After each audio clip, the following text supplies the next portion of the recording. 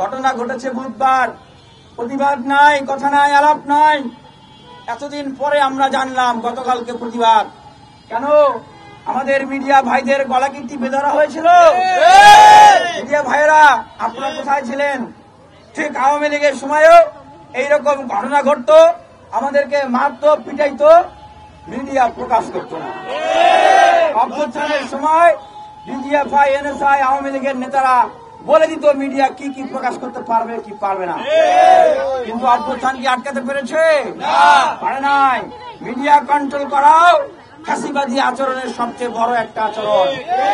গতকালকে ছাত্ররা স্লোগান দিয়েছে, বুয়েটের ছাত্ররা স্লোগান দিয়েছে, বুয়েটের ছাত্ররা স্লোগান দিয়েছে, বাংলাদেশের ঢাকা বিশ্ববিদ্যালয়, রাজশাহী, চট্টগ্রাম, বরিশাল, সমগ্র বাংলাদেশের বিশ্ববিদ্যালয় কলেজের ছাত্ররা স্লোগান দিয়েছে।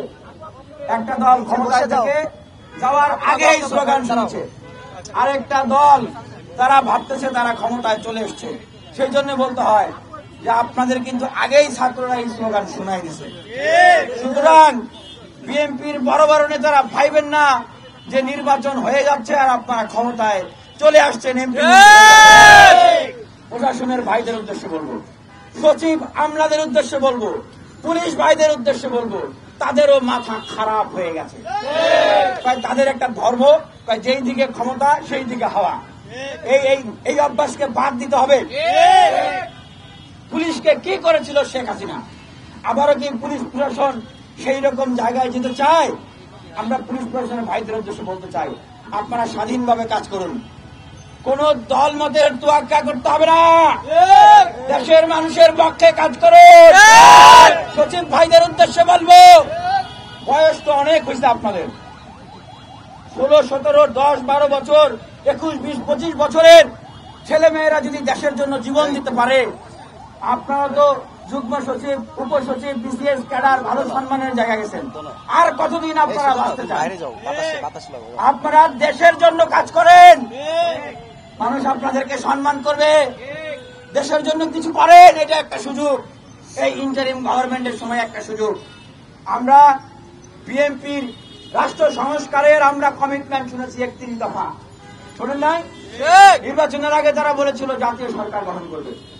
তাহলে এই যদি হয়, বিএনপির বাংলাদেশের জন্য অবদান 10 মাসে 100-র অধিক খুন, মেয়েকে বিয়ে না দেওয়ার জন্য, পিতাকে হত্যা, চাঁদা না দেওয়ার জন্য মিটফোর্ডে এক ব্যবসায়ীকে পাথর নিক্ষেপ করে আইয়ামে জাহিলিয়াতের মতো করে হত্যা করা, চাঁদা না দেওয়ার জন্য পিটিয়ে রক্তাক্ত করে ফেলা।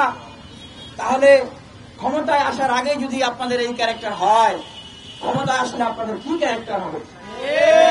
এই বাংলাদেশের মানুষ কিসের উপর ভরসা রেখে কেন আপনাদেরকে আসলে ভোট দিবে বলেন?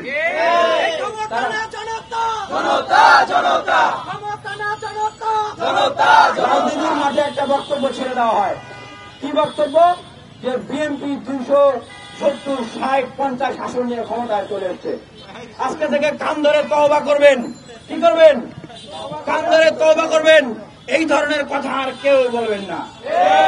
অভ্যুত্থানের আগেও বলতো না এক গ্রুপ যে জীবনেও শেখ হাসিনার পতন হবে না, এখন আবার আরেক গ্রুপ বলতেছে যে বিএনপি 260-70 আসন নিয়ে ক্ষমতায় আসবে। আমাদের বিএনপির পতনের আন্দোলনে আমরা নামি নাই, বিএনপির বিরুদ্ধে বদদোয়া করার জন্য নামি নাই। আওয়ামী লীগের সময় যা বলেছিলাম, যা সত্য বাস্তব এখনো তাই বলছি।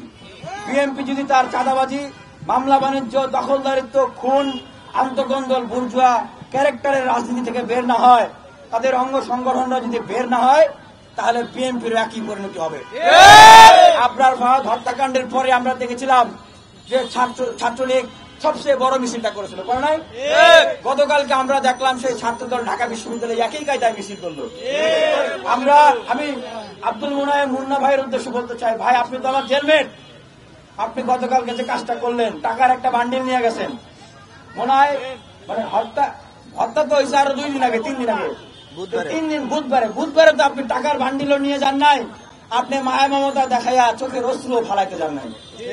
তাহলে কালকে কেন গেলেন? ওই যে মিডিয়ার চাপাচাপিতে না জানি গদি চলে যায় এই ভয়ে তারা চলে গেছে। আর আপনি মিডিয়ার সামনে টাকা দিয়েছেন, ভাই সবাইকে কি টাকা দিয়ে কিনতে চান? এই দেশে আগামীতে বাংলাদেশের মানুষকে টাকা দিয়ে কেনা যাবে না। নতুন বাংলাদেশের রাজনীতিকে টাকা দিয়ে কেনা যাবে না। আপনাদের অনেক টাকা না, অনেক চাঁদাবাজি করছেন, কোটি কোটি টাকা। পারলে এবার ভোটটা টাকা দিয়ে কিনে দেখেন। এবার তরুণরা টাকা দিলে ভোট দেবে না, দেশের মানুষ টাকা দিয়ে ভয় দেখিয়ে দেশের মানুষের কাছে ভোট নেওয়া যাবে না। আমরা বলতে চাই যে এই যে সমগ্র বাংলাদেশের মানুষ যেভাবে মুসলিম, এখন আপনারা যারা মুসলিম ছিলেন জালিম হয়ে গেছেন, আপনাদের আজ এখন মুসলিম। আপনারা আপনাদের এই ক্যারেক্টার পরিবর্তন করেন। এই কথা বলে শেষ করতে চাই, সামনে নির্বাচন, অনেকেই এমপি হওয়ার আশায় আসে না? বিএনপির টিকিট দিবে, এমপি হয়ে যাবে আওয়ামী লীগের স্টাইলে। অনেক ছোট ছোট দল তারা বিএনপির সাথে জোট করলে কিছু আসন পাবে, ক্ষমতায় চলে যাবে। এতদিন তারা বিশাল বিশাল বড় বড় বিপ্লবী বক্তব্য দিয়েছে, বিপ্লবী ছিল। আমরা এখন দেখতে চাই আপনারা আসলে সত্যিকার অর্থে কত বড় বিপ্লবী।